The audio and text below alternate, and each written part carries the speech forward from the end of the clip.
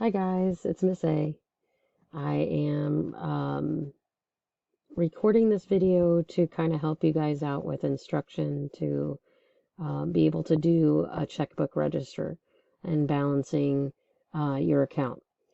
So this worksheet that I have on the screen is going to be the worksheet that I'm going to attach to Google Classroom for you to work off of.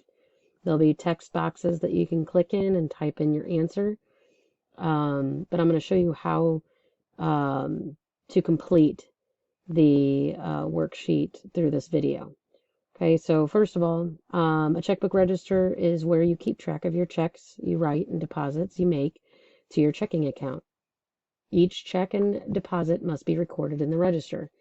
By doing so, you can see how much money is in your account. Each time you write a check, write it in the register. So you want to include such things as the check number, the date you wrote the check, who you wrote the check out to. You can put what it's for, so like you know exactly why you wrote that check out, and how much the check was for. When you make a deposit, you're going to also write that in the register. So like such things as like a paycheck or a check for birthday or graduation. So the date is what you're going to put on there as well, where the deposit came from. So they say October paycheck as example, and the amount deposited. How much are you putting into your account? So the stuff that's coming out of your account is going to be a subtraction from your total, and the deposit is going to be an addition. So you're going to be adding that total to your account. Okay, so I'm going to show you how to do that. All right, so they've given you some examples to go by. Okay, so the directions say complete the register below using the information given. And then you're going to find the balance after each item. The first one is done for you. Okay, so they did A, and they put the number here is going to be your check number, and that was 819. If you look up here, it says check 819, so they put 819 here.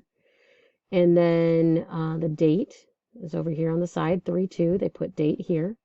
You will not need a code for any of these, so you don't even have to worry about that column. The code columns you don't need. The description of the transaction is DPietros or DiPietros is going to be who you paid for that. And you can put food underneath there if you want to, in the gray area below it, up to you.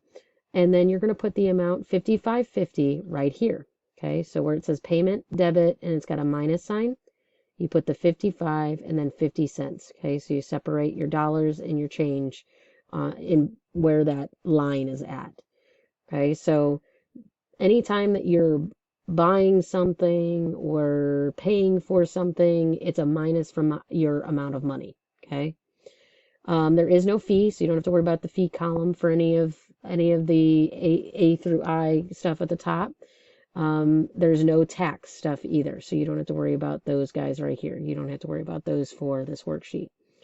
Now, if you have any paycheck deposits or a deposit like of a birthday check, that would go into this column. That's only if you're putting money into your account, not taking money out for something you've purchased.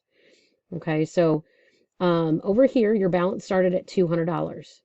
We put a minus sign and we minus 5550, which was the amount we spent at DPietros or DiPietros, and we came out with 144.50. I know it's kind of hard to see, but you're going to put the amount that you get after minusing or subtracting or adding. You're going to put on that kind of darker gray line. Okay, so that's the only thing that you really need to put on there. You really don't have to do the like for gas or for food or anything like that. I'm not really worried about that. I'd rather you just put the description of who you paid or if it was a paycheck on that white line. Okay, so the next one we're going to do together. Okay, so we're going to look at B, and this one happens to be a deposit. Okay, so we're going to look at, is there a number? Nope, there's not a number up here besides the dates or the amount, because it's not a check. You're not, well, it is a check probably, but it's not something that you've paid from your own check. So this is a paycheck to you. And they didn't give us a paycheck number, so we're not going to put that on there. So we're going to leave that first box blank. We're going to go to date. The date says 3/5. Okay. So we're going to put in this box here 3/5. And then over here, you're not going to put anything in code for any of that stuff.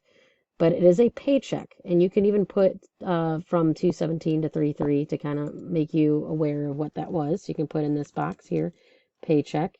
I've already typed it up there before. So paycheck 2/17 to 3/3. So you know what the paycheck was from.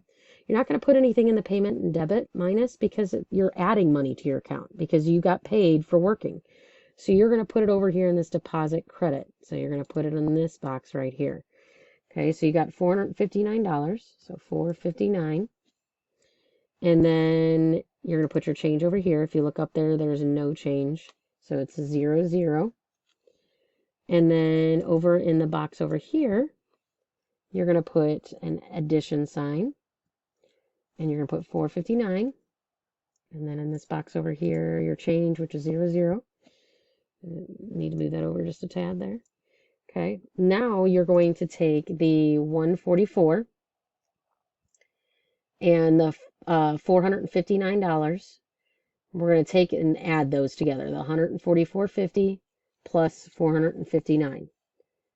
So that is going to give us, we're going to put it in this gray box below. If it'll let me click on it.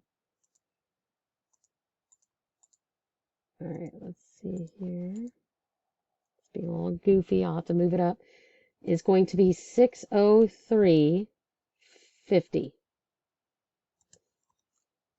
Okay, so I can just move that box up for you guys. All right, so that is your new total. So then you'd move on to your next C. You put your date in there. You put the check that you used in the first column here. So you're going to start, everything that's going to mostly be on this white line, okay?